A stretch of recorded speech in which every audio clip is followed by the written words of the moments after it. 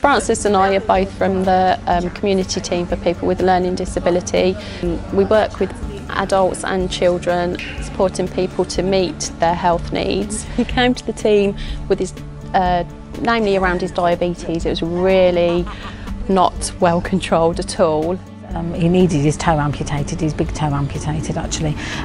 He found this all very distressing. I think he'd stubbed his toe on the fridge or something like that and it had got an ulcer. We had to work with him to understand what was going on, understand what he needed, understand the importance of it. The surgery didn't come up and tell me and that. He just done a black mark on my foot and that. And he said to me, what was it? He said, we're having you down in a couple of days and that. Did they explain to you what was going on, Otis? Did No. they tell you why you'd got to go, where you'd got to go and what was going on? No, not at all. No. So how did you find out what was going to happen? What's going to happen? Yeah. So I told them, I said to the nurse, I want Francis and Sally. You two are the best ones. When I used to visit, he used to like to go off the ward, and I think that was really important for him. He wanted to just get out and go and do other things. He was a very poorly gentleman at that time. When he'd had his operation and come out of hospital, we supported him to attend Battle House, which is the podiatry service, around monitoring his foot, how it is healing, and then looking at his new boots, which he loves. So they're specifically made for him to support his mobility. So who went with you every week? You did. Or Francis. That's right, yeah.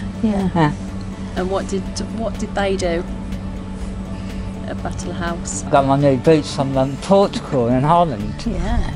I think this period has been the longest, particularly with his surgery on his foot, and since then working again across like the trust and across hospitals with people to support him and getting them to understand how Otis is and promoting his needs to them.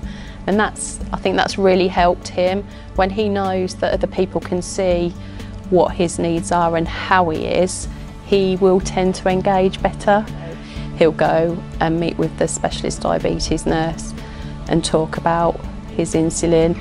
She will make sure that he knows how to administer it properly, talk to him about the increase and particularly when to take it. One of the nurses is going to go in regularly just to ensure that he is managing that okay, and that gives Otis the confidence to be able to do it himself really, which is what we want, for him to be independent. Otis, if Sally and I weren't around, yeah, how would you feel about that? Bored. Yeah. What would happen? What would happen? If you think about your health, what would happen? What would you do?